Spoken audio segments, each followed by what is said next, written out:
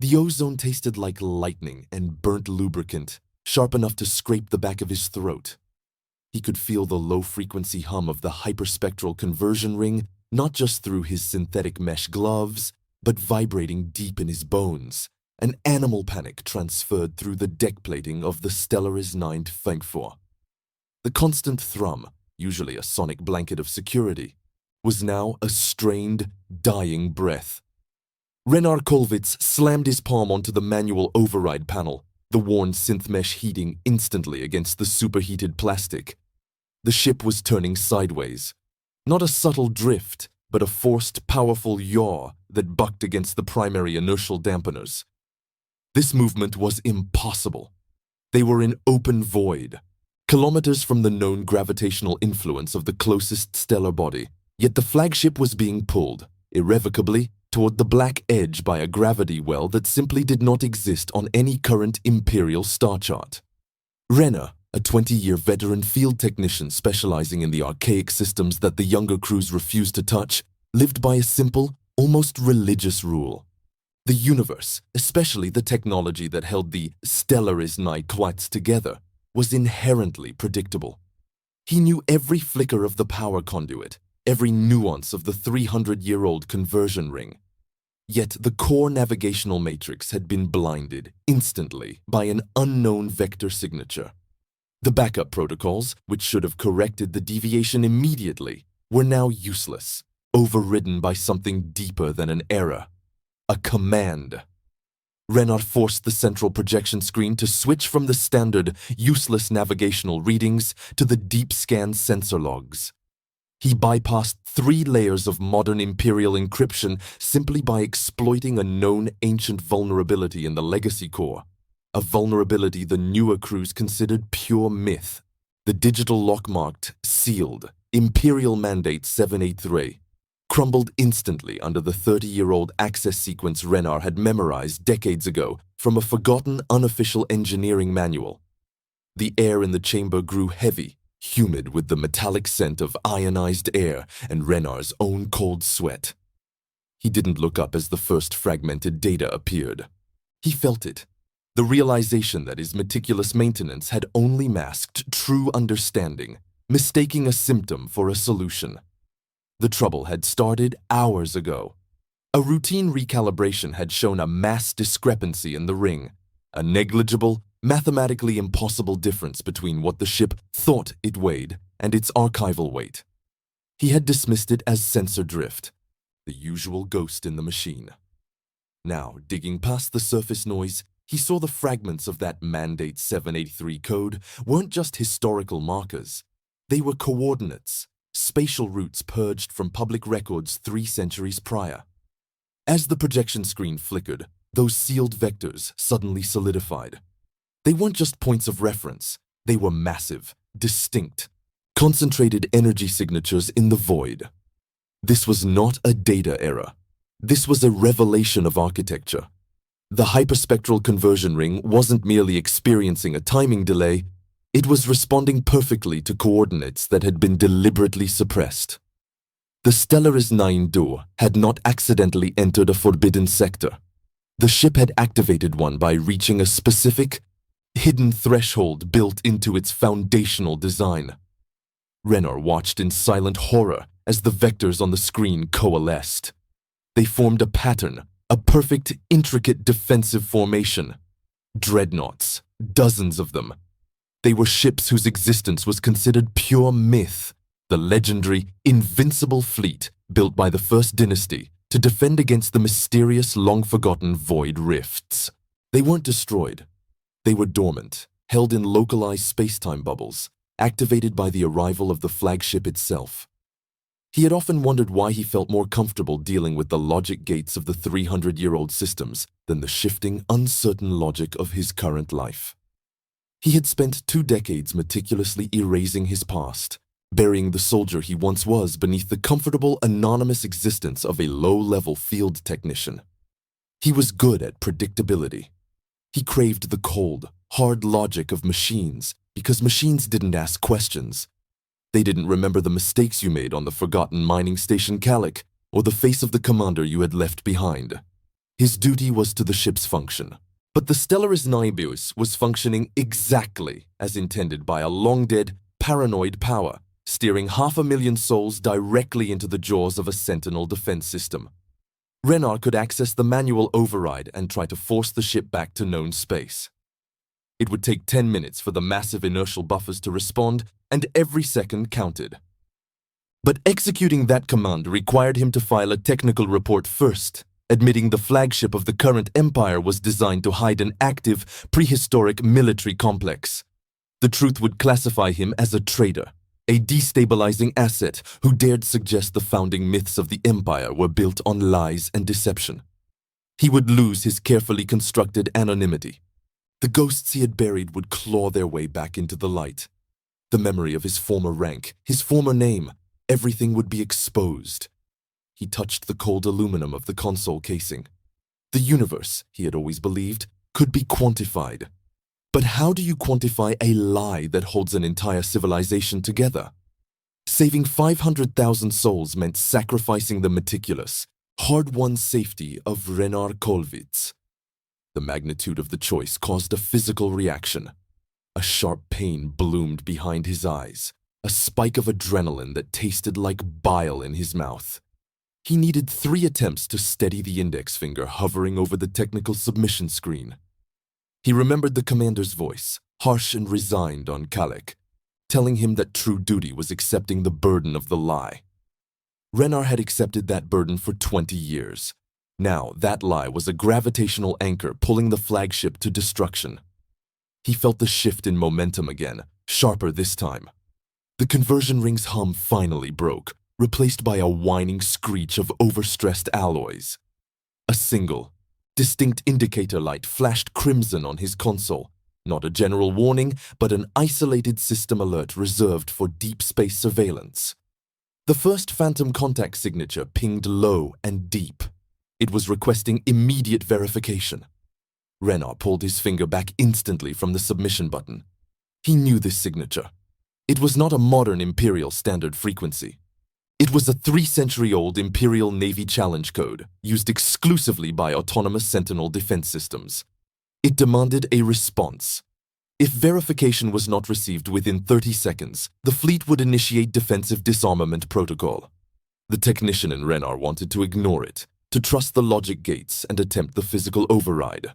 But the cold, calculated terror that settled over him was not the fear of a 20-year veteran repairman. It was the fear of a former high-level fleet commander. Renard looked at the archaic code displayed on the screen. He knew the sequence perfectly. He knew the complex 10-digit non-public authorization phrase required to halt the Sentinel fleet's response. It was a phrase only a few dozen souls in the original First Dynasty hierarchy should have ever possessed. Renard Kolvitz, the obsolete tech specialist, quickly typed in the complex, required sequence into the console's hidden authorization line. He felt the tremor in his hands, not from the ship's stress, but from the raw, exposed truth of his past. Access granted. The ghost fleet paused. The deep ping ceased, and the console immediately displayed a new message, an internal system prompt Renard had never seen before. System recognizes command sequence 0. Welcome back, Shadow Marshal. O silêncio que se seguiu não era como os anteriores. Não era o silêncio do vácuo, mas a ausência repentina de um som que Renard já tinha internalizado como batimento cardíaco da crise. O profundo pim do desafio militar arcaico havia cessado. A tela, que momentos antes exibia a formação mortal da frota fantasma, agora mostrava apenas a confirmação silenciosa. System recognizes command sequence 0. Welcome back, Shadow Marshal. Renard Kolvitz não se permitiu respirar. O ar na câmara, ainda pesado com ozono, parecia comprimir-se à sua volta. Aquele título, Shadow Marshal, era um túmulo que ele tinha cavado e coberto com 2 décadas de graxa e manutenção de rotina. A máquina, em sua lógica fria e imperturbável, havia desenterrado tudo com 10 dígitos de código. Seu primeiro instinto, o instinto do técnico, era fechar o acesso imediatamente, queimar os registros do log e reverter para a identidade segura de Kovitz, o homem que apenas conserta coisas. Mas o navio ainda estava à deriva.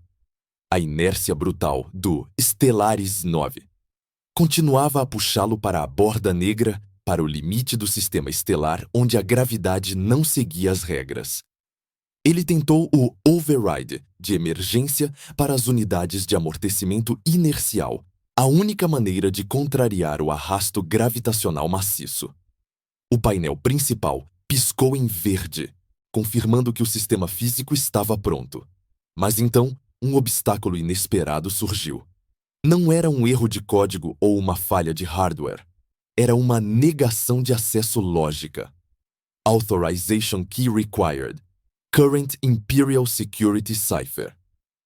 A frota fantasma havia parado de atacá-los, mas a nave, agora sob a influência do Protocolo Zero, estava exigindo a chave de segurança da atual dinastia imperial. A mesma dinastia que caçaria Renar se descobrisse quem ele realmente era. A ironia era um golpe físico. Ele havia parado a ameaça externa, apenas para ser travado pelas regras internas que ele havia fugido para evitar. A garganta de Renar estava seca, o suor frio escorrendo pela nuca. Ele digitou freneticamente uma sequência alternativa, um código mestre de engenharia da primeira dinastia, esperando que o Protocolo Zero o reconhecesse. O sistema rejeitou. Ele tentou mais uma vez, utilizando a mesma lógica que o levou a decifrar o Mandato 783. Nada. A nave estava presa entre dois mestres, um morto há séculos e o outro que Renar servira por medo, não por lealdade. O estresse no anel de conversão era intolerável. O guincho metálico voltou, mais agudo. Renar sentiu o cheiro de metal superaquecido, um precursor de falha catastrófica. Se a unidade de conversão falhasse, o campo de contenção do reator primário seria o próximo a se desintegrar. 500.000 almas. Em meio ao caos sensorial da Câmara de Engenharia, surgiu um som limpo, quase irritante em sua placidez. Um bip de comunicação interna vindo diretamente da ponte. A comandante Vex. Ele hesitou por um segundo crucial, a mão pairando sobre o receptor. Se ele atendesse como Kovitz, o técnico, teria que mentir sobre a causa da falha e arriscar a exposição. Se ele atendesse com a autoridade que o sistema acabara de lhe conferir, sua identidade estaria arruinada. A hesitação custou-lhe. O bip parou e a comandante Vex passou imediatamente para o canal de emergência da engenharia principal, ignorando os protocolos de triagem. A voz dela era fria, cristalina, e carregava a autoridade pesada da hierarquia imperial que Renar sempre respeitara e temera. Kovitz, este é o Capitão Vex. Os sistemas de navegação secundários estão informando um pico de energia sem precedentes no anel de conversão. 30% de perda de energia em 30 segundos. O que está acontecendo aí embaixo? Exija uma explicação imediata. Renar limpou a garganta, forçando o tremor para longe de sua voz. Ele tinha fugido de Kalek, não por covardia, mas pela exaustão moral de executar ordens que custaram centenas de vidas. Ele se lembrava daquele dia, do cheiro de metal queimado misturado com a poeira de basalto do planeta, enquanto o comandante Lear o forçava a selar os pods de evacuação, priorizando a informação sobre os sobreviventes. A vergonha de obedecer a essa ordem ainda era uma âncora fria em seu estômago. Aqui é Kovitz, capitão. Ele respondeu, sua voz um pouco rouca, mas controlada. Estamos com falha de sincronia na matriz espectral, resultado de um vetor fantasma. Estamos tentando um desvio manual. É um problema de hardware antigo, capitão. Nada estrutural. Requer intervenção física. Eu sei que é um problema antigo, Kovitz. A voz de Vex cortou sem paciência. Ela era conhecida por ser rápida e implacável em tempos de crise, uma característica que Renar, o antigo Marshal, admirava, mas temia. Mas o que você fez nos forçou a redirecionar a energia de 30% dos sistemas de suporte à vida nos setores residenciais 4 e 7 para estabilizar a propulsão principal. Você já viu os dados de oxigênio no setor 4? Eles estão caindo. Explique a causa raiz da falha de sincronia. Ou vou mandar a segurança para retirá-lo e assumir o controle local. A ameaça era real, mas a informação de Vex era pior. Sua tentativa de estabilizar a nave, usando o código antigo, havia puxado tanta energia que já estava matando pessoas nos decks inferiores. O dever, que ele pensou ter assumido, tinha um custo imediato e brutal. A culpa de Kalec voltou, um pico de náusea. Ele havia se tornado novamente o homem que salvava o sistema, sacrificando os inocentes. Renar sabia que não conseguiria mentir por muito mais tempo. Vex era inteligente demais. Capitão, ele disse, agora falando com a cadência autoritária que ele pensou ter esquecido.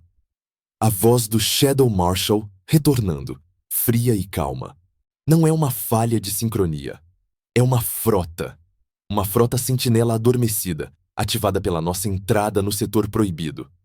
Eu a parei temporariamente, mas se eu não realinhar os amortecedores inerciais em menos de 5 minutos, a atração gravitacional vai nos despedaçar.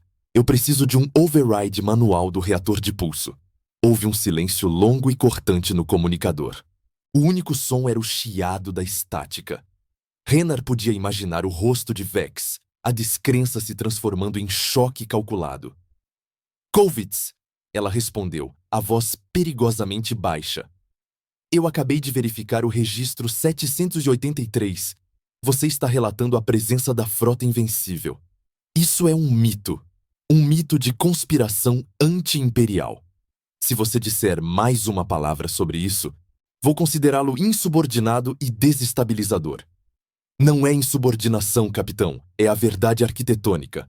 Renar rebateu. A STELLARIS-IX não é uma nave de cruzeiro, é uma chave. Ela foi projetada para entrar neste setor, ativando o protocolo 0. E agora, ela me reconheceu como o comandante operacional daquele protocolo. Vex finalmente respondeu, e o tom dela havia mudado de autoritário para clinicamente curioso, a máscara de capitã rachando para revelar a militar pragmática. O que você está dizendo? Que esta nave é, na verdade, um centro de comando móvel para uma frota lendária? Isso não faz sentido. E o que você fez para ser reconhecido? Quem diabos é você, Kovitz? Renar olhou para a tela. A mensagem, Welcome back, Shadow Marshal, ainda pairava, um espectro digital de seu passado. Ele tinha que tomar uma decisão. Aceitar a mentira confortável de ser um técnico incompetente e deixar 500.000 pessoas morrerem, ou abraçar o monstro que ele tinha tentado enterrar. Ele tinha falhado ao tentar resolver o problema tecnicamente, por ter sido bloqueado pelo Imperial Security Cipher. Ele só tinha uma opção: assumir o controle militarmente. Meu nome completo é Renar Kovitz, ele disse, e o som do nome completo era estranho e pesado em seus lábios. E eu preciso do acesso ao núcleo de comando principal. O protocolo 0 está drenando toda a energia do conversor espectral para manter a frota sentinela em estado de espera. Se eu não desligar essa matriz pelo centro de comando em 10 minutos, o anel vai quebrar. O núcleo de comando principal está trancado há 20 anos, Vex retrucou. Ele requer um código de acesso biológico de um marechal de sombra, uma função extinta. Não está extinta. Renar corrigiu, sentindo o peso do uniforme imaginário em seus ombros. Ele desligou o receptor da engenharia, cortando a comunicação com Vex. Não havia mais tempo para debates. Ele pegou seu data slate pessoal, abriu a interface de credenciais e, com um clique lento e decisivo, deletou o registro de Renar Kovitz, técnico de campo nível 3. O vazio na tela era mais assustador do que o título de Shadow Marshal. Ele vestiu seu pesado macacão de manutenção, não por proteção, mas para esconder as placas de identificação do uniforme de baixo. O uniforme que ele não usava há 2 décadas, mas que ele sabia que ainda estava ali, no fundo do armário da cabine. A rigidez do material sintético parecia familiar. Ele olhou para a câmara de conversão, sentindo o calor do equipamento superaquecido no rosto. O tempo de espera estava acabando. Se ele saísse dali, o anel perderia a estabilização energética. A única solução era se mover rapidamente. Mas enquanto Renard se dirigia à escotilha de saída, pronto para enfrentar a comandante Vex, o console de vigilância de espaço profundo piscou novamente. Não era o ping da frota invencível que ele havia silenciado. Era uma frequência nova, mais alta e mais caótica. O monitor espectral vibrou e uma nova forma, uma sombra escura e irregular, surgiu por trás da linha de batalha da frota sentinela. Não era uma nave imperial. Era algo que a frota invencível havia sido construída para deter. O alarme universal mudou de tom, de um alerta de crise para um código de evacuação imediata. 3 palavras piscaram no monitor, vindas da frota sentinela. Incursion detected. Void Rift signature. The universal alarm, typically a high, frantic shriek, had already mutated. It cycled between a low, guttural warning and a high-frequency tremor that shook the plating of the conversion chamber, rattling the obsolete diagnostic equipment until it threatened to break free of its mounts. This was not a system failure warning. This was the sound of reality tearing. The detection of the Void Rift signature negated everything Renard had done. The Invincible fleet had paused, respecting the ancient command sequence, but the existence of the external threat immediately triggered the highest defense priority, a priority that superseded even the authority of a Shadow Marshal. Renard lunged for the main access hatch, the shortest path out of engineering and towards the primary bridge infrastructure, where the Legacy Command Core was housed. The hatch, 3 meters of dense composite alloy, sealed with sickening finality. Red indicators flared along its frame. Access denied. Emergency containment protocol, 7 beta activated. He slammed his fist against the console next to the hatch. His knuckles screamed under the impact, but the pain was distant, secondary to the cold dread spreading through his chest. He typed Command Sequence 0 into the override pad, demanding egress. The terminal responded instantly, displaying his rank, Shadow Marshal, followed by a rejection code. Internal movement protocols prioritized under current Imperial security cipher. External threat parameters override legacy authorization during incursion event. Renard swore, a harsh guttural sound lost in the ship's escalating death throes. He was trapped. He was the only one who understood the severity of the Void Rift, the purpose of the Sentinel fleet, and the architecture of the Stellaris-IX SAO. Yet he was locked down by the same imperial bureaucracy he had sacrificed everything to serve and then escape. Captain Vex was using the crisis to neutralize him, believing he was a destabilizing agent, unaware that her stabilization was steering them all into the jaws of something far worse than treason. The air quality in the chamber, already sharp with ozone, began to degrade rapidly. Vex's previous energy diversion meant life support systems across 2 residential sectors were critically strained. Now, with the conversion ring pulling maximum power to compensate for the extreme gravitational drag caused by the looming rift, the internal atmosphere was becoming toxic. Renard felt the sudden dizziness of oxygen deprivation, forcing his breathing into shallow, painful gasps. He had minutes before hypoxia degraded his judgment entirely. He needed to shut down the spectral converter's energy draw, but the primary conduit controls were now shielded by the containment protocol. His first attempt failed because he was still thinking like a commander who could issue orders. The system still demanded he act as a technician, bypassing its rules 1 component at a time. He abandoned the main hatch and turned to the rear access tunnel, an old maintenance route known only to veteran field techs. It ran parallel to the main plasma conduits, a direct route to the primary conversion unit controls, bypassing 3 security checkpoints. It was a route no one used, a relic of poor First Dynasty design. Renard grabbed a multi-tool from his belt, the worn synth mesh of his gloves already slick with sweat, and forced open the inspection panel leading to the shaft. The heat that rushed out was intense, smelling of superheated alloys and residual plasma, a temperature that could melt flesh in minutes. He squeezed into the narrow shaft, pulling his large frame through the cramped space. The vibrations here were magnified tenfold, slamming against his ribs. He felt a sharp, metallic taste of rising nausea. This was his second attempt, desperate and high cost. He crawled forward, ignoring the burning heat radiating off the shielded plasma lines running beside him. He wasn't focused on the physics of the plasma. He was focused on the system logs blinking uselessly on his wrist console. He realized that the STELLARIS-IX was not just drifting toward the black edge. It was accelerating.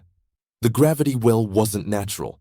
The void rift was actively pulling the entire section of space toward itself. Renard pushed himself faster, his movement fueled by sheer adrenaline. He reached the secondary control panel for the conversion unit, the manual override Vex had asked about earlier. He knew the legacy hardware well. He could force the power down here, buying time for the internal atmosphere to stabilize and for the inertial dampeners to catch up. He bypassed the physical lock and inserted the diagnostic key. Success. The panel flared to life. He started the shutdown sequence. Then, the warning klaxon changed pitch. A new communication broke through the emergency frequencies, not from Vex, but from the security teams hunting him. This is Security Team 3. We have confirmed the Shadow Marshal's location in engineering. Containment protocols initiated. Seal all secondary shafts. Use neural inhibitors if resistance is encountered. Priority: capture, not termination. Renner's attempt failed catastrophically. The shutdown sequence, which required 15 seconds to execute, was immediately cancelled by an automated security response, the locking down of the secondary shafts. The system interpreted his manual input as a sabotage attempt upon detection of the security teams. The cost was instant and brutal. When the system cancelled his command, it dumped the built-up energy back into the spectral conversion ring, causing an immediate, violent surge. A plasma line running inches from Renard's head bucked, its shielding briefly flickering, exposing a raw, furious blue light. The surge fried his diagnostic key, vaporizing the old hardware in his hand. He recoiled, his arms slamming against the hot conduit housing. He felt a sharp, debilitating pain shoot up his elbow, the synthetic weave of his sleeve melting instantly against the metal. He bit back a scream, pulling his arm close. Physical exhaustion, pain, and hypoxia converged, making his vision tunnel. He realized his mistake. He should have known Vex would react not with logic, but with military protocol. He had acted as a technician seeking a bypass, not a marshal seeking strategic control.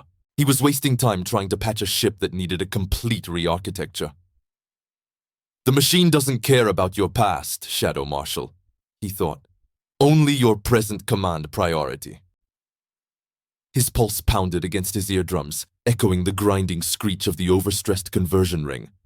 He managed to drag himself deeper into the ventilation shaft, moving away from the ceiling hatch.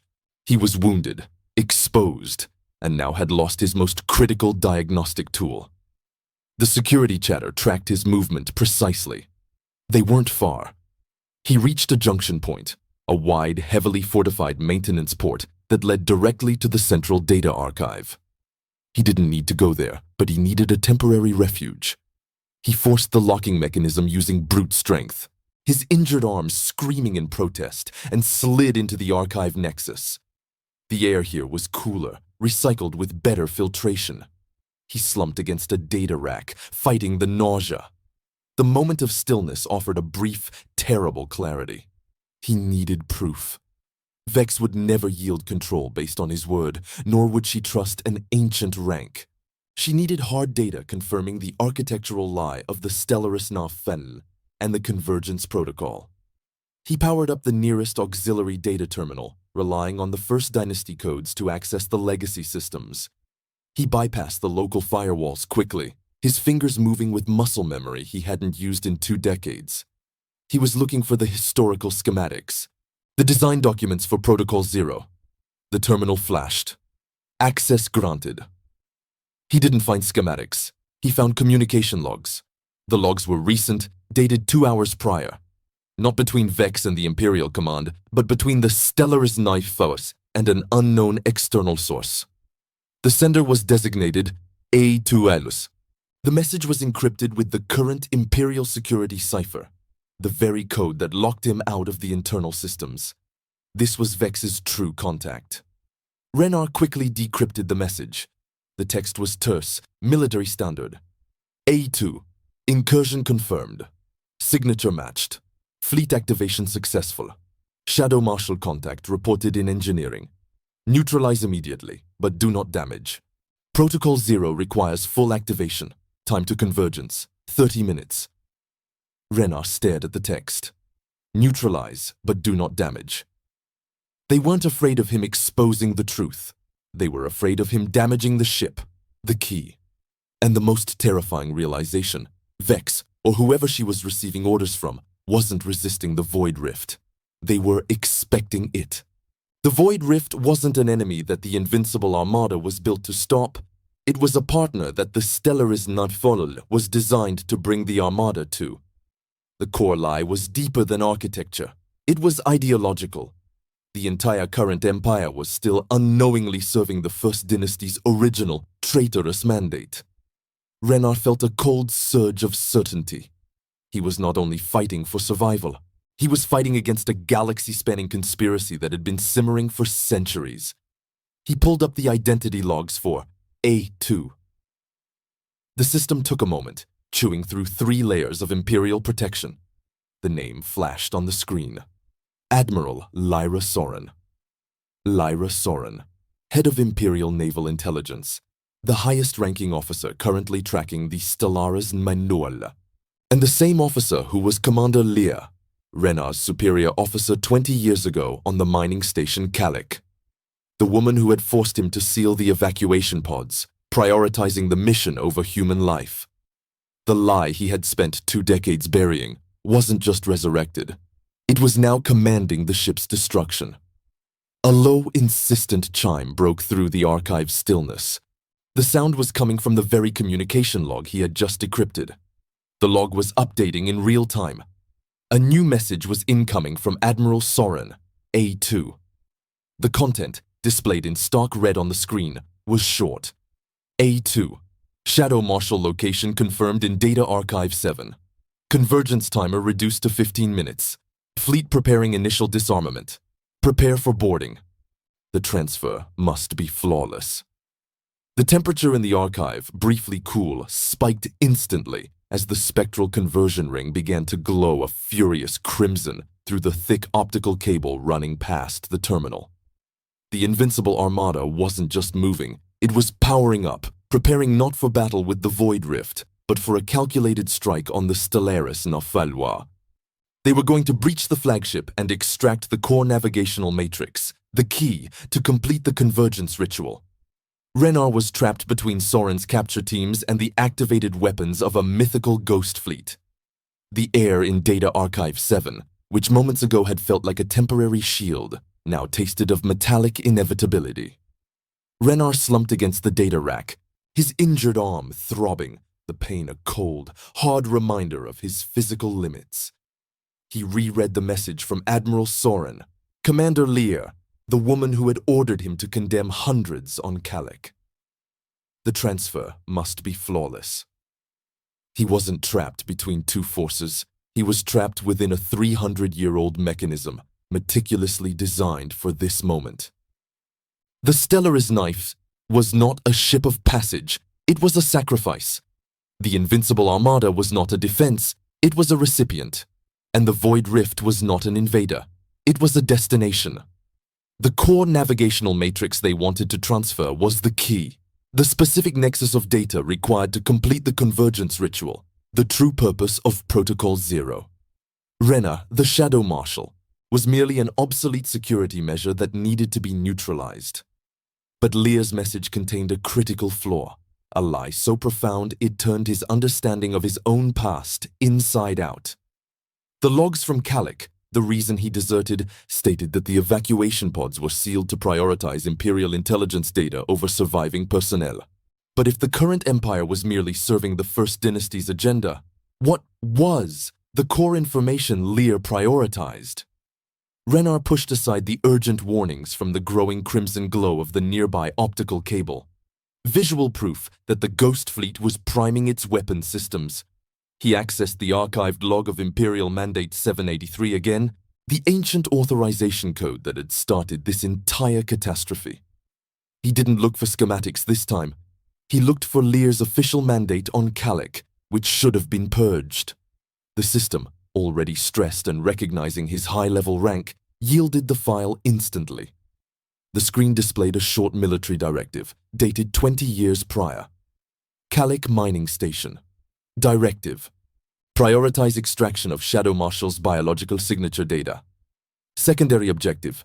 Test of command sequence. Zero implementation under acute stress parameters. Casualties are acceptable collateral. Renar's vision blurred at the edges, not from hypoxia, but from the searing realization. He hadn't deserted because Lear forced him to commit an atrocity to save data. He had been the data. He was the subject of the atrocity.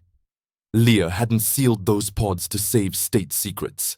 She had sealed them to ensure Renar, under the extreme duress of watching civilians die, executed Command Sequence 0 perfectly.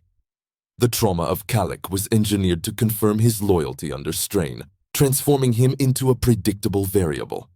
Every painful memory, every nightmare he had suffered for 20 years was not the consequence of a tragic mistake, but the successful conclusion of a psycho-military experiment. He wasn't a traitor running from the truth. He was a lab rat running from the cage. The revulsion was a physical spike, so intense it temporarily numbed the pain in his elbow.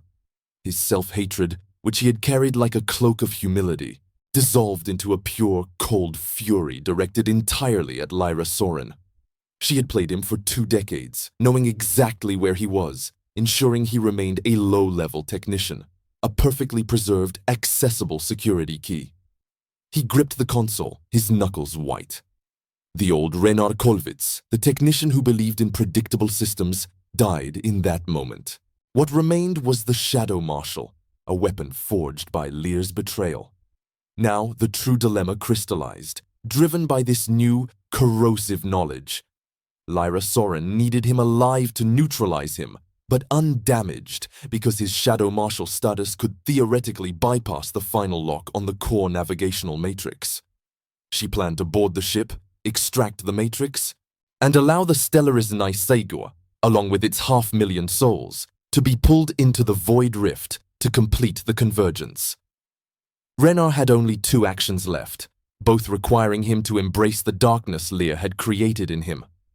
He could use his Shadow Marshal access to initiate a complete, irreversible self-destruct sequence on the Stellaris-IX Vakbo.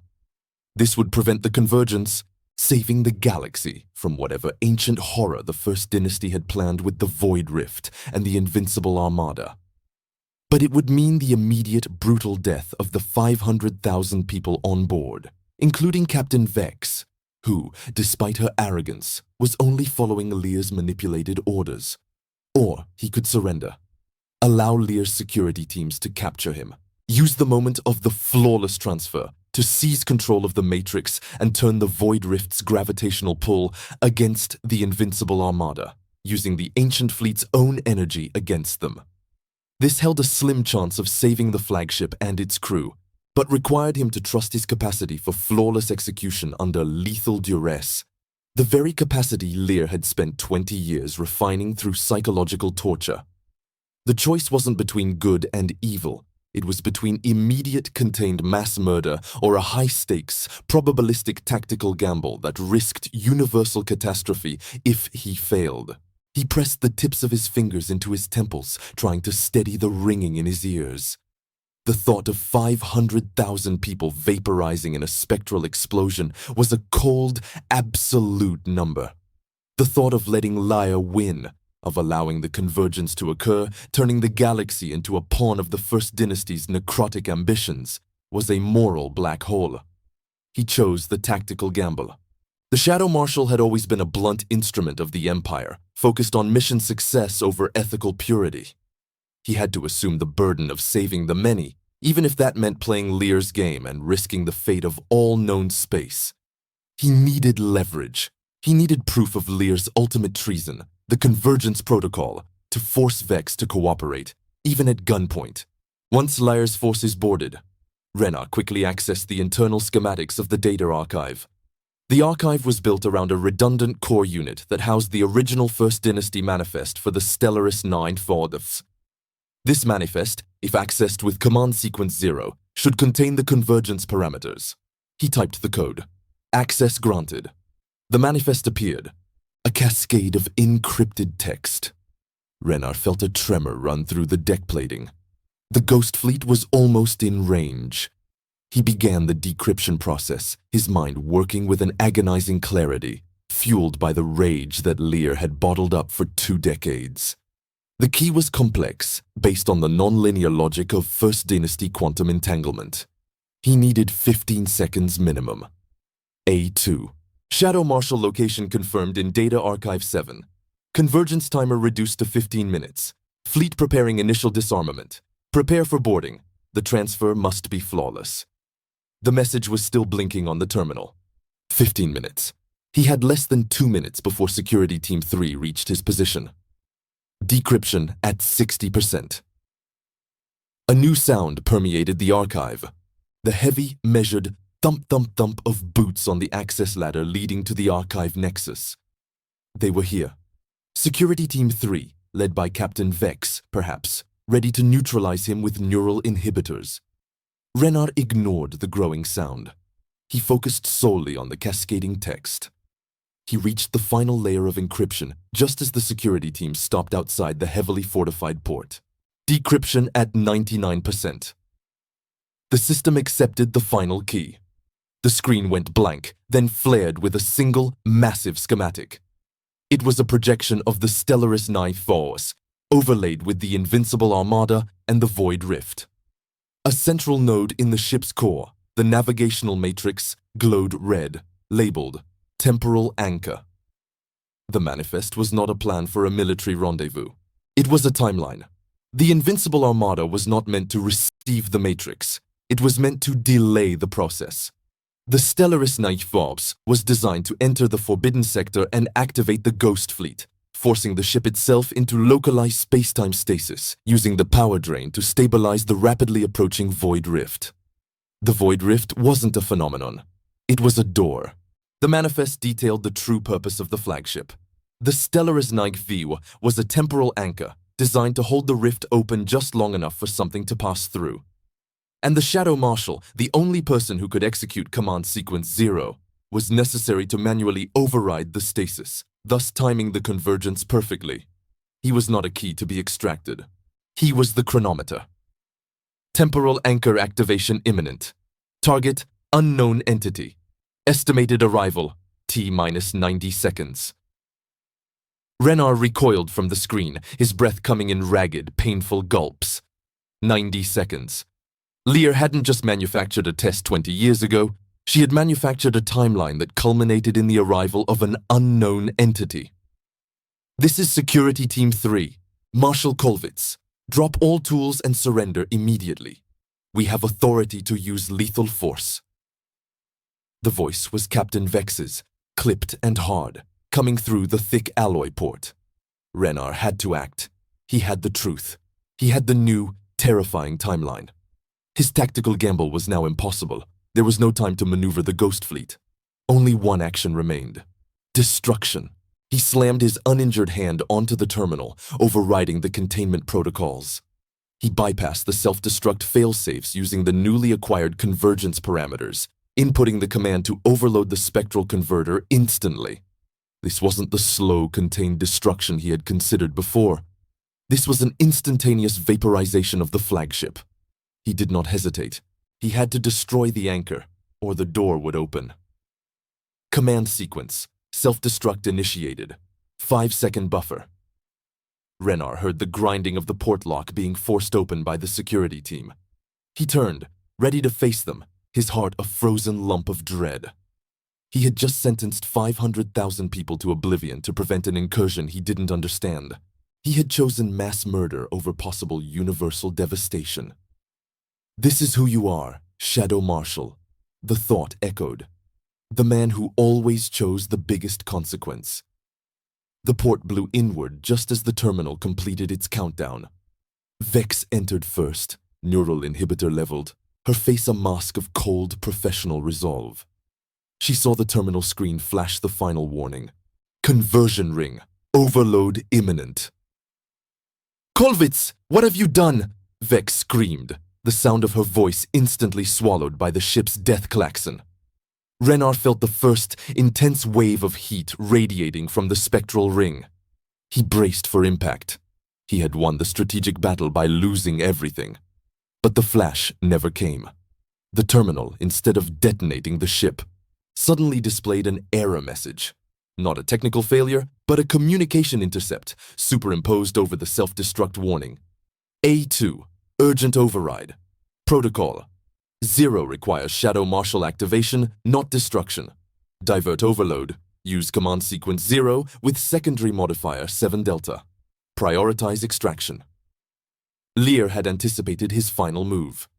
She had built a failsafe into the failsafe. Renar had just supplied the convergence protocol with enough raw energy for its final, fatal step. He had failed to destroy the ship. He had only succeeded in fueling the enemy. The terminal, now alive with new, violent energy, displayed a final, horrifying instruction, not to Renar, but to the ship itself.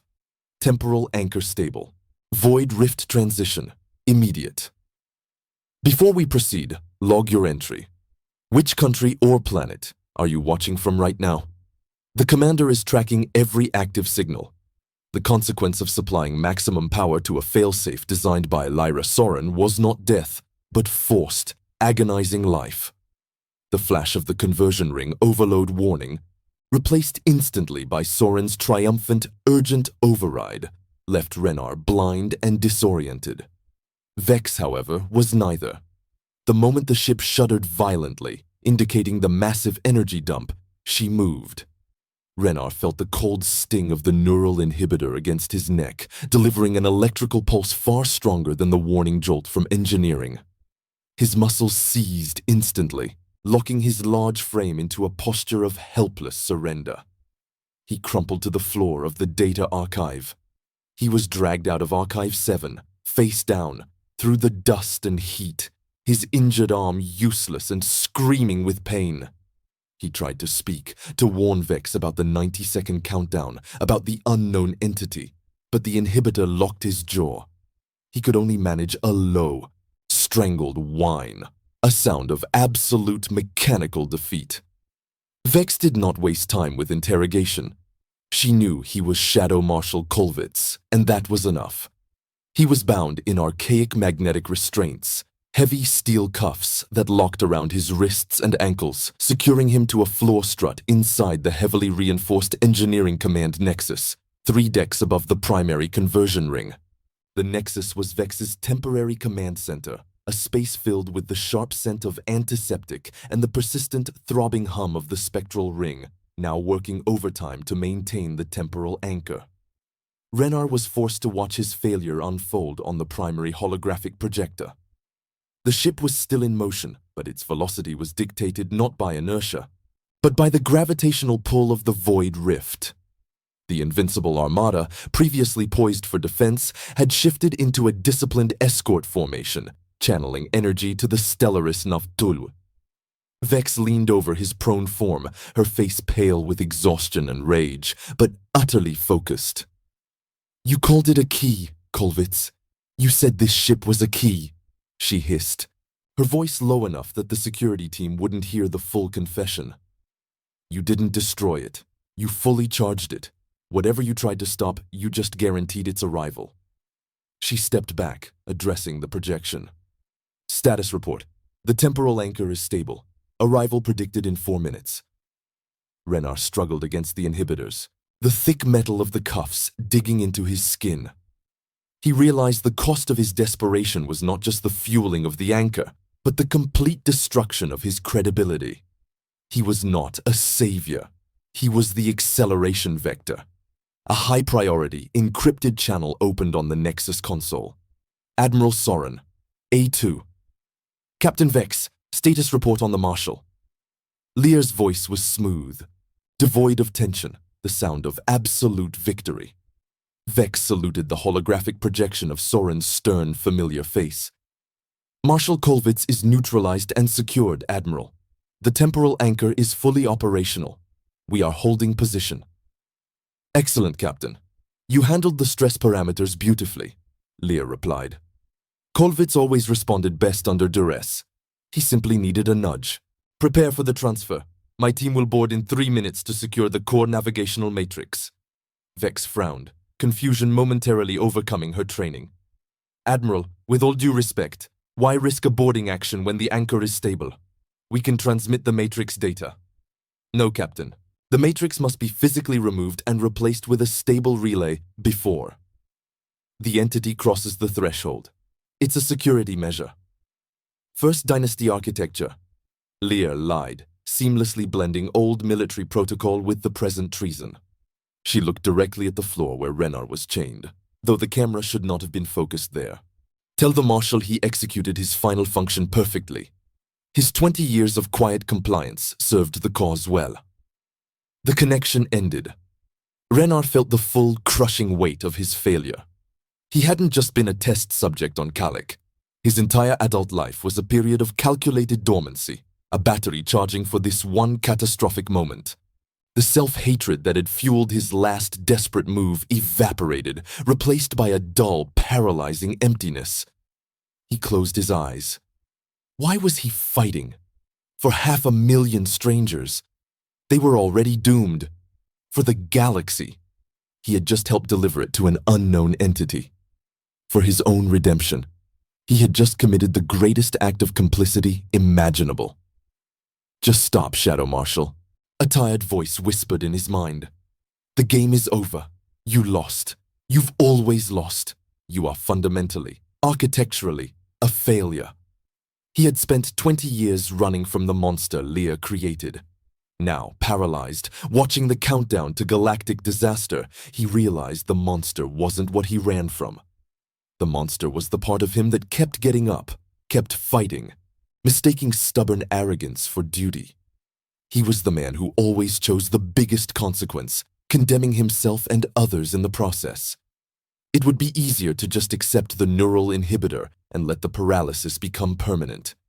Let the heat from the conversion ring finally burn him out. Renar opened his eyes, staring at the polished metal of the deck plating. 3 minutes until Lear boarded. 3 minutes until the transition. But then, the Shadow Marshal's meticulous eye, refined over decades of maintenance in obsolete systems, noted a flicker. The magnetic restraints Lear insisted on using were First Dynasty models, designed to work perfectly with the ship's legacy power system. But the spectral conversion ring, now generating obscene amounts of energy to hold the temporal anchor stable, was vibrating at a harmonic frequency 2 orders of magnitude above normal. This intense, localized electromagnetic interference was causing micro-instabilities in the ancient restraint system. Imperceptible to the current Imperial crew, but Renar knew the old schematics by heart. Every 30 seconds, for approximately 3 seconds, the cuffs' internal locking mechanisms experienced a critical power dip. It was not a gift.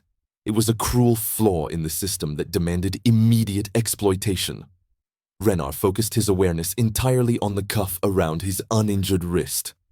He couldn't move his body, but he could try to push mental energy, Command Sequence 0 authority, into the local conduit powering the restraints. He had to override the neural inhibitor and the magnetic lock simultaneously, utilizing the 3-second window. If he failed, the system would immediately correct the power dip, frying the local control circuit. And since the cuff was directly linked to his nervous system via the inhibitor, the resulting power surge would cause permanent nerve damage, paralyzing him completely. He felt the deck tremor, the first heavy pulse of the Invincible Armada ships aligning for the final transition. 1 minute 30 seconds until Lear's boarding team arrived. Renar began the slow, agonizing mental override. It felt like trying to lift a star. He pushed Command Sequence 0 against the physical restraint, demanding obedience. Sweat poured down his face, blurring his vision. He could feel the inhibitor fighting back, sending spikes of agony through his spine.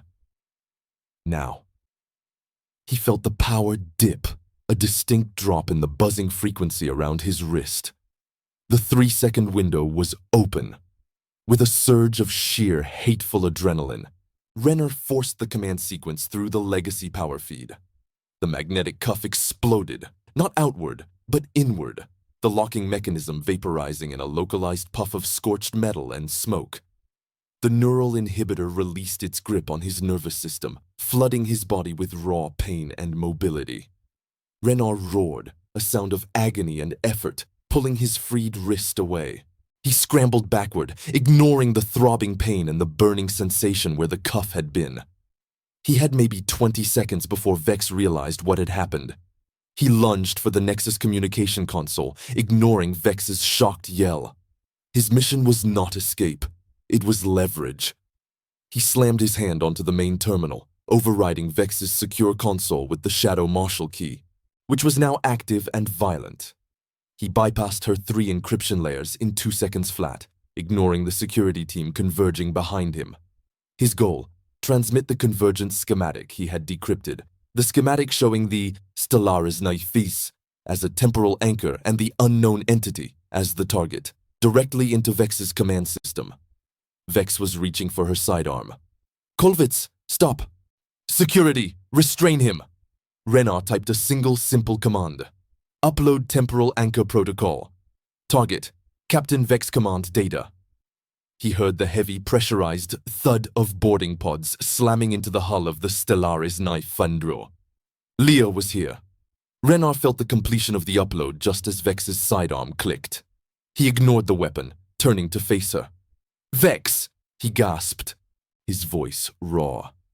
"Your admiral is a traitor. Look at the data. It's not a defense. It's a door."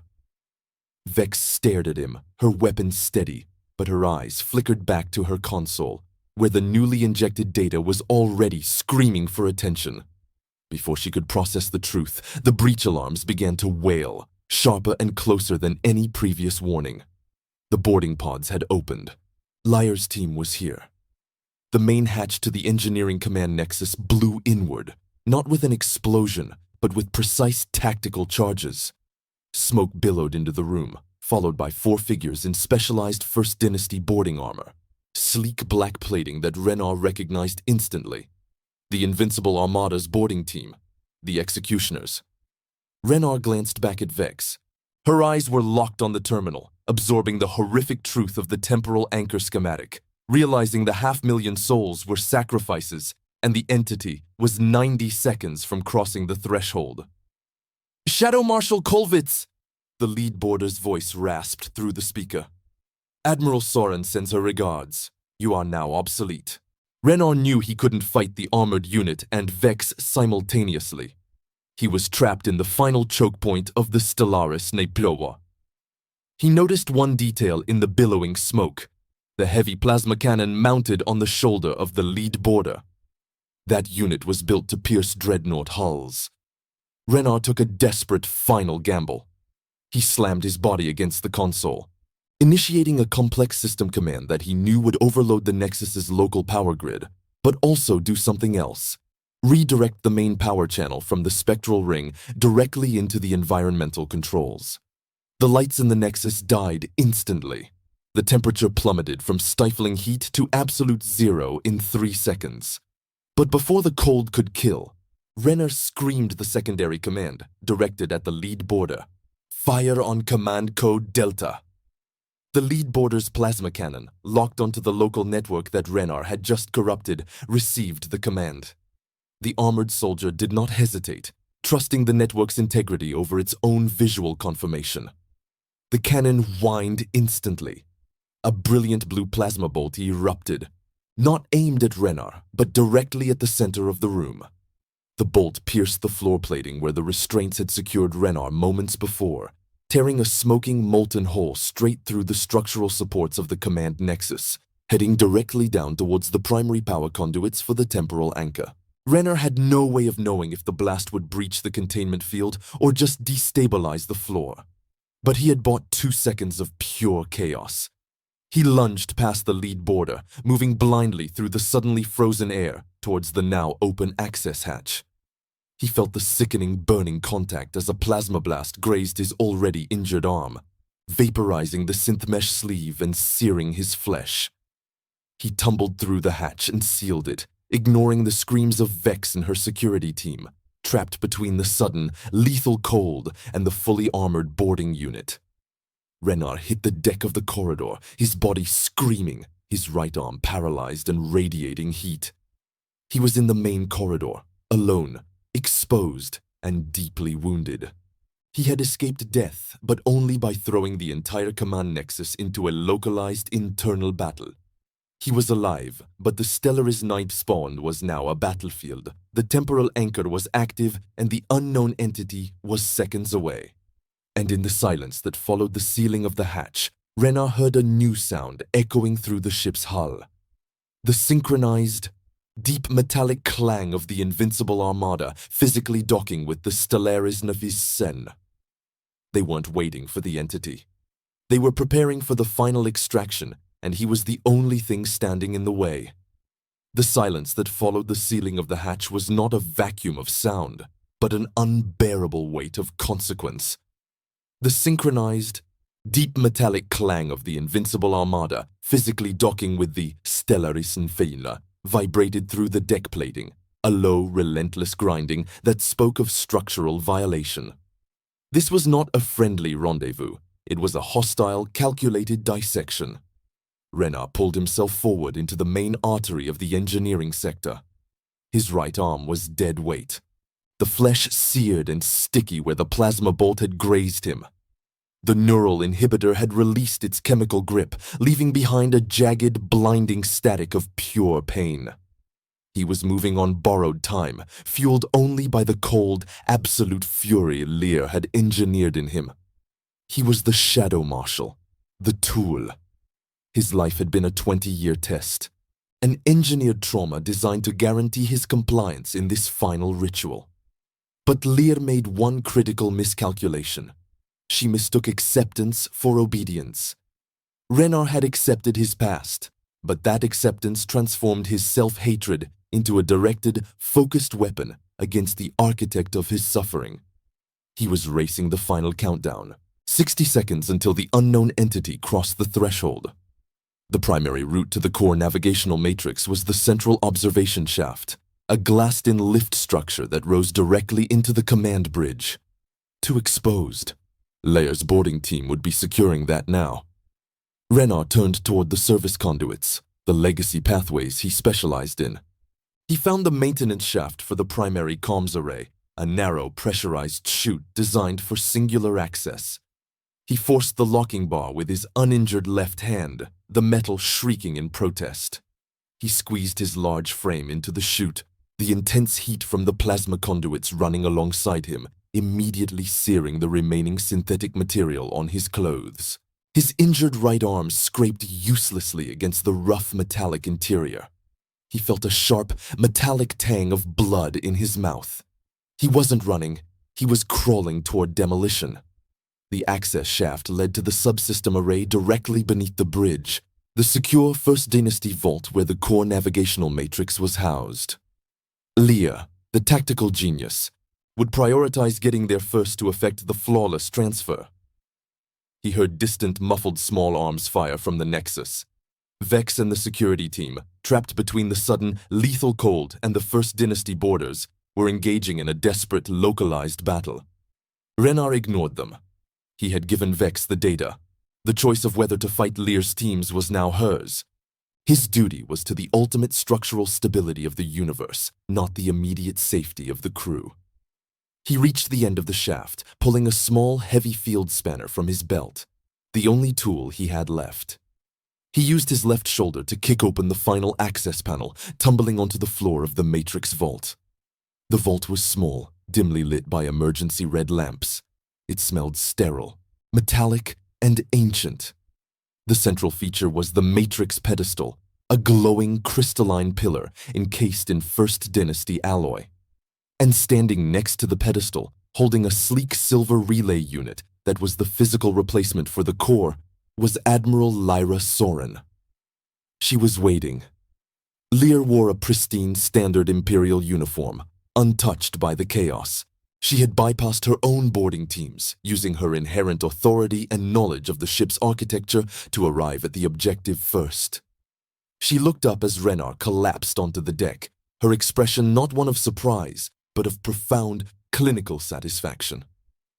"Kolvitz, ever predictable," she said, her voice smooth, cutting through the low, throbbing hum of the temporal anchor. "I knew you would crawl here. You always seek the center of the problem. That's why you were so valuable." Renar pushed himself up onto one knee, the world swaying. The heat radiating from his arm felt unbearable. He held the spanner tightly in his left hand, the metal slick with sweat. "You engineered Calic, Lyra," Renar rasped, the name tasting like ash. "You didn't save data. You refined a weapon." "Me." Lear stepped closer, her focus still entirely on the crystalline matrix, her eyes reflecting the red emergency light. "We needed to ensure, under absolute duress, that you prioritized the function of Protocol Zero over collateral damage. You passed. 20 years of civilian life only served to recharge the psychological battery. You are, architecturally, the perfect executioner. You have always chosen the highest consequence, Kolvitz. That is your core function." She inserted the relay into a docking port on the pedestal. The matrix pulsed faster, the countdown reaching its final moments. 30 seconds, Kolvitz. The entity crosses the threshold.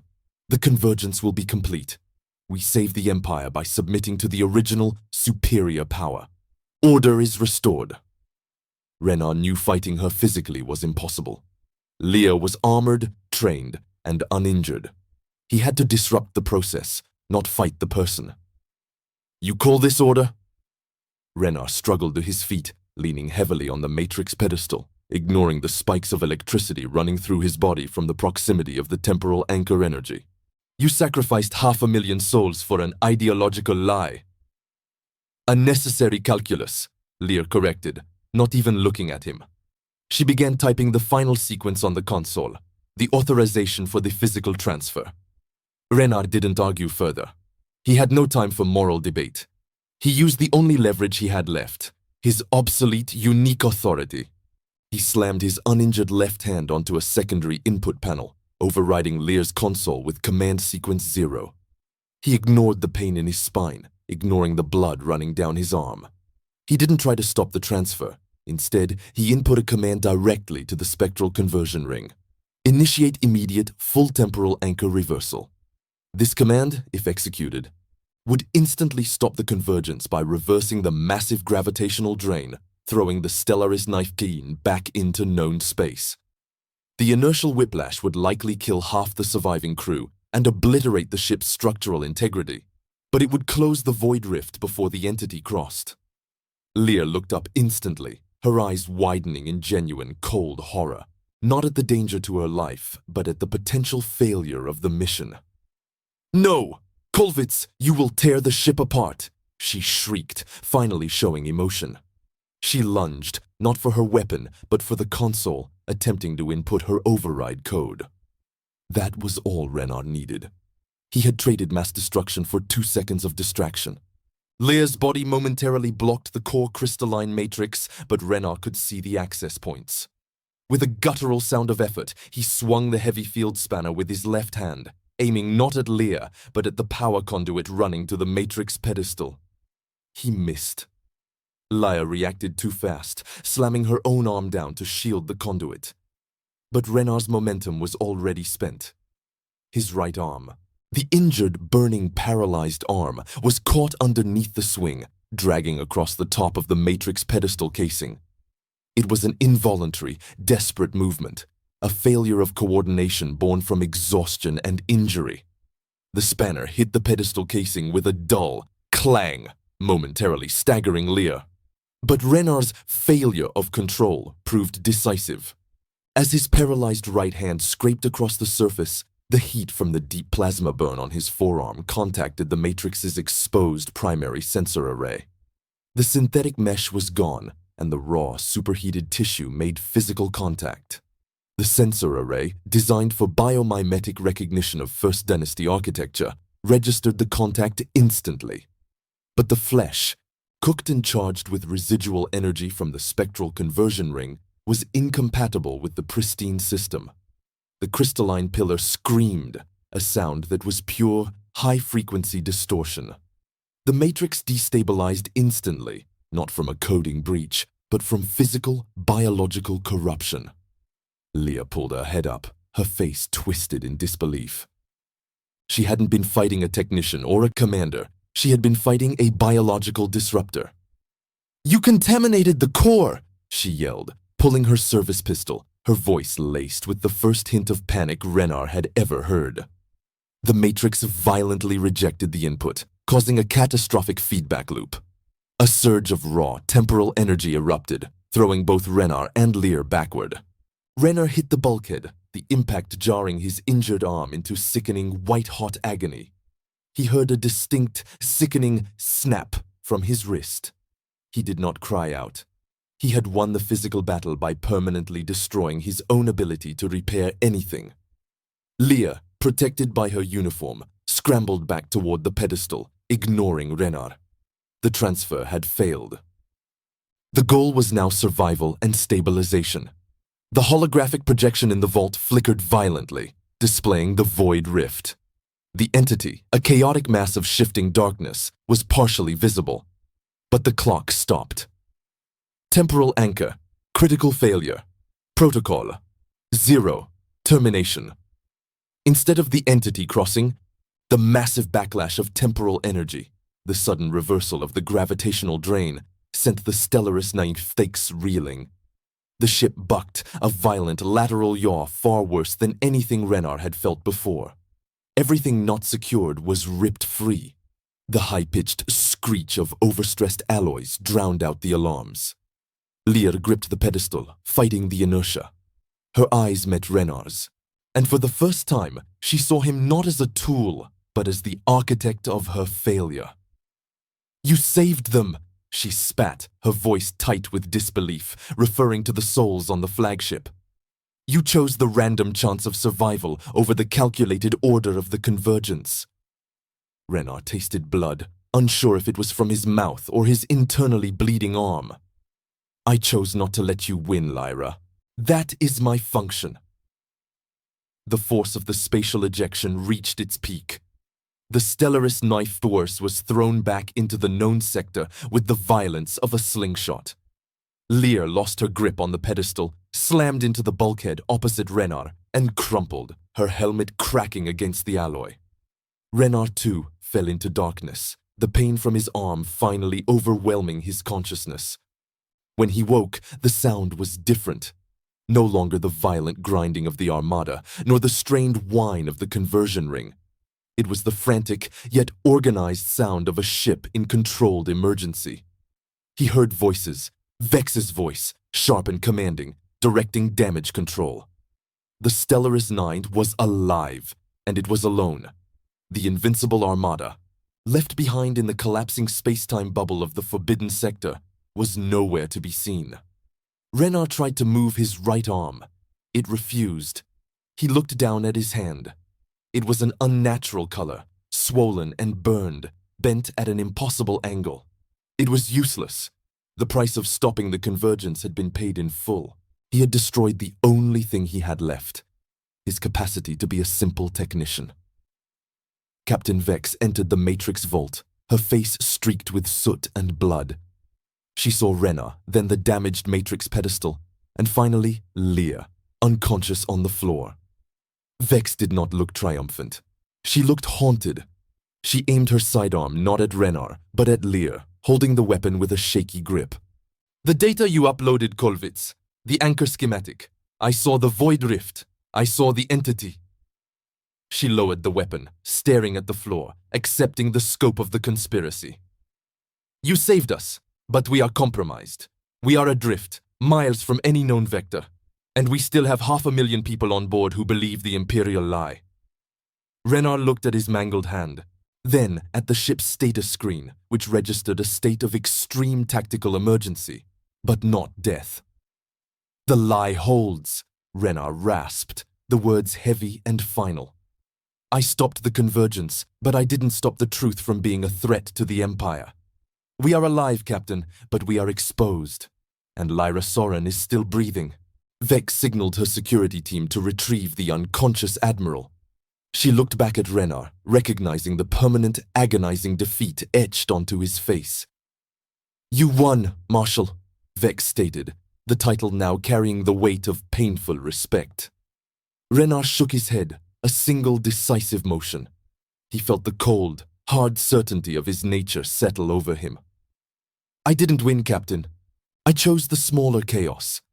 The entity is delayed, the Armada is lost, and the flagship is a wreck. I simply accepted the burden. The calculus of survival is never a victory. He let his head fall back against the bulkhead, his functional life over, his body broken, but his ultimate objective, the delaying of cosmic catastrophe, achieved, for now. The Stellaris-IX was free, but adrift in the vast, uncaring void. And Renar Kolvitz, the technician who thought he could escape his past, was now just a crippled, dangerous secret floating toward an uncertain future. The fight was over, but the consequence had just begun. Renar awoke to the clean, clinical scent of synth-plasma sealant and sterile gauze, a stark contrast to the ozone and burnt oil of engineering. He was strapped into a medical stabilization cradle in the flagship's auxiliary medical bay, far from the central crisis. His right arm was encased in a restrictive cast, an intricate, useless sculpture of white synthetics. The attending physician, a young woman who addressed him only as Tech Kolvitz, was clearly operating under unusual high-level directives. Renar was a prisoner of war who happened to be too valuable to die. He was released from the potent suppressants on the third day.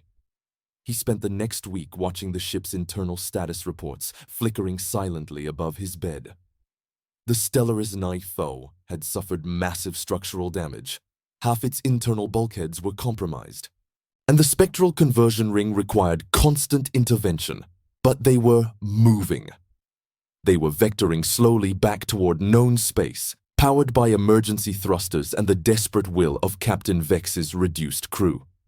The Invincible Armada was officially classified as a meteorological disappearance, an unprecedented spatial anomaly that had destabilized the navigation core. The 500,000 souls slept on, largely undisturbed, believing they had survived an unexpected gravitic surge. The great lie held. Vex had done her job. Damage control, politically and physically.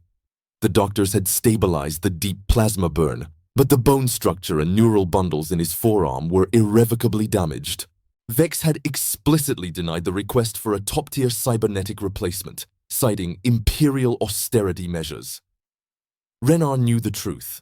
Vex understood that the Shadow Marshal, the one weapon capable of disrupting the galaxy-spanning Protocol Zero, had to be neutralized, not through death, but through permanent incapacity. Renar Kolvitz, the technician, could no longer repair. The cost of saving 500,000 lives was paid in his capacity to live his own. Vex entered the medical bay on the 5th morning. She dismissed the physician and stood by Renar's cradle, her posture rigid, betraying the fatigue of command. She looked older, burdened by a truth too massive for the chain of command. Admiral Soren remains in cryo-suspension, Vex stated flatly, still addressing him formally, though the title felt hollow between them.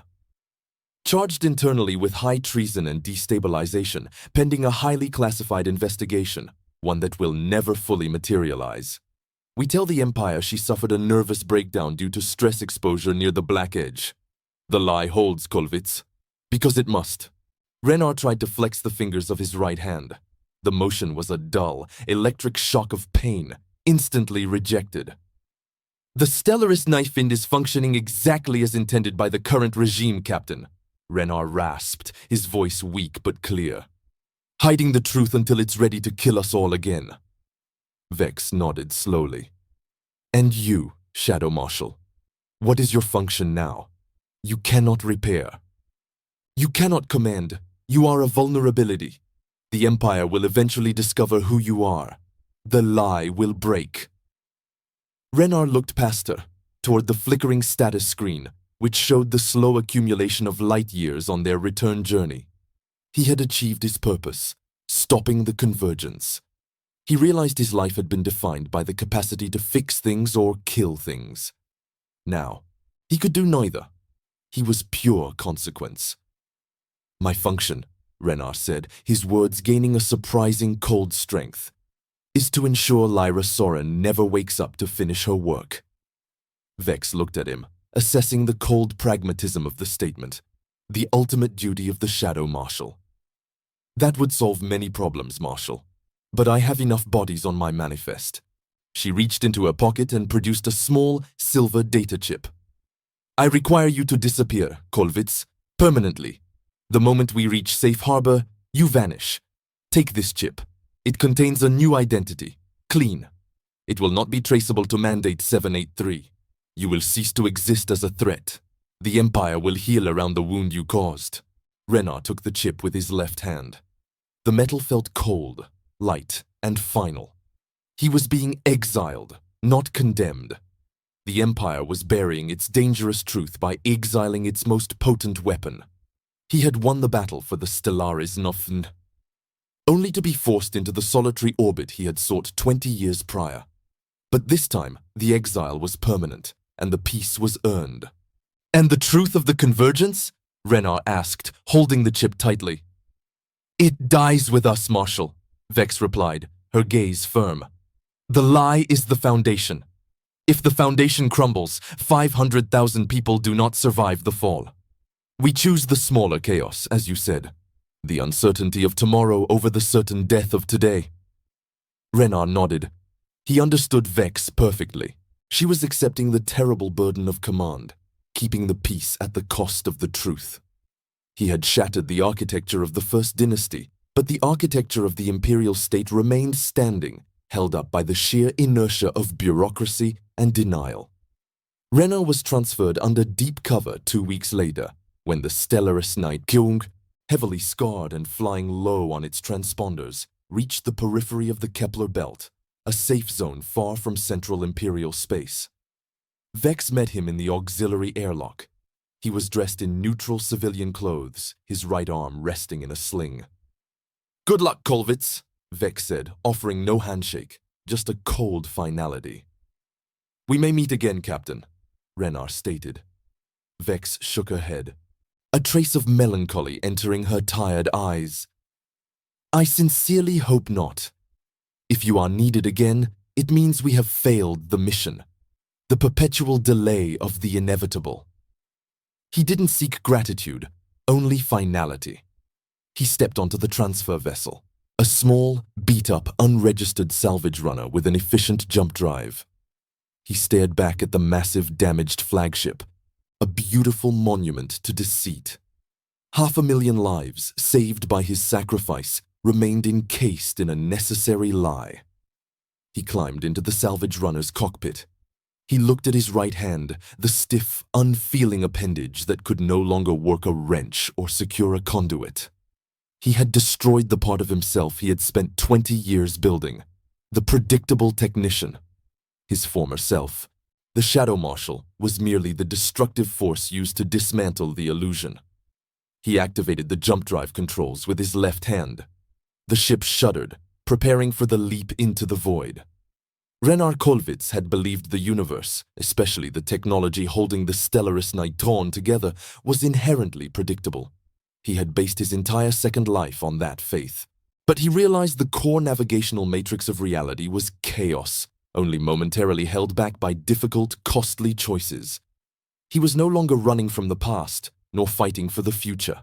He was merely continuing the journey of consequence. He had lost the illusion of predictability. Now only the cost, cold and absolute, remained. This story is now part of the archive. Subscribe to help preserve future transmissions, and share this episode with someone who still believes in science fiction.